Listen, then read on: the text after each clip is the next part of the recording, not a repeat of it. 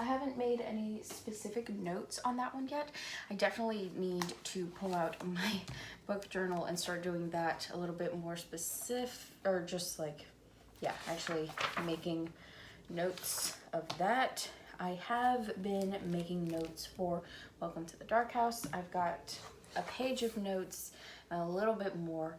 This is a little bit more of a mystery, or like I had questions, so it was basically just me, and also there are a lot of characters. So it's me making a list of the characters, making a list of things, so that way I wouldn't forget it while I was reading it.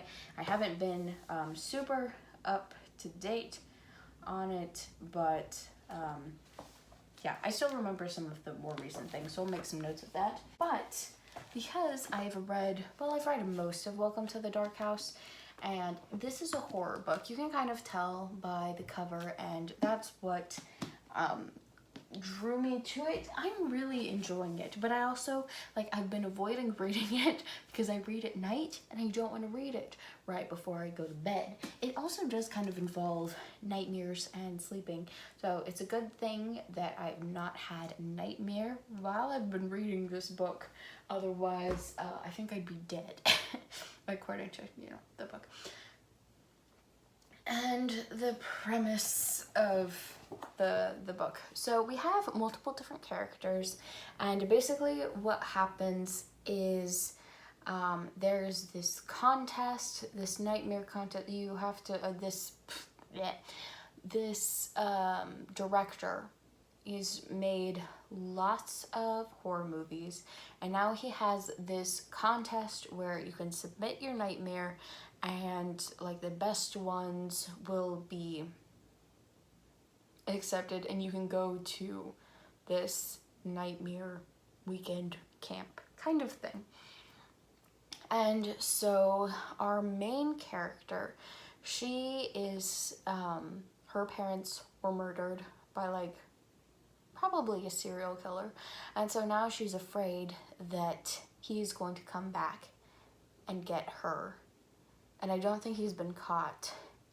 And so she's just been living in fear, and she wants to no longer live in fear. She wants to embrace her fear and not let her fear rule her life.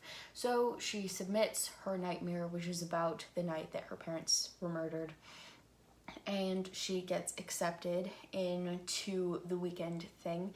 So it's mostly like the beginning is introducing a couple of the characters and their like journeys to getting to the place, and then the rest of it is once they're there, they all meet each other, and yeah, now we're getting towards the end and people are dying.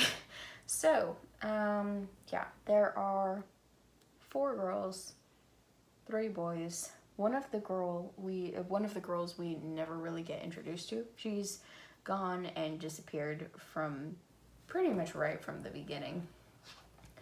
And yeah, it's the only thing that hasn't been clean has been the language. There's been a bit of language, but I don't think there hasn't been an F-bomb. So it's like PG-13 language, but still a little excessive. That seems to be just a common thing for YA books though, because teenagers cuss a lot, I guess. Yes.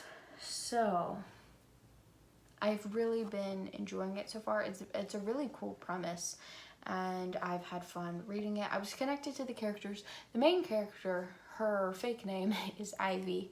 Her character at the beginning, I really love and I connected to. Once they got there, it seemed like her character kind of switched. It kind of changed a little bit, and she was more skittish, which maybe that makes sense, but she just seemed like such a cool character before, and so it was kind of disappointing to not see her like trying to face her fears, like grab onto life, you know, and try to face her fears while she was there.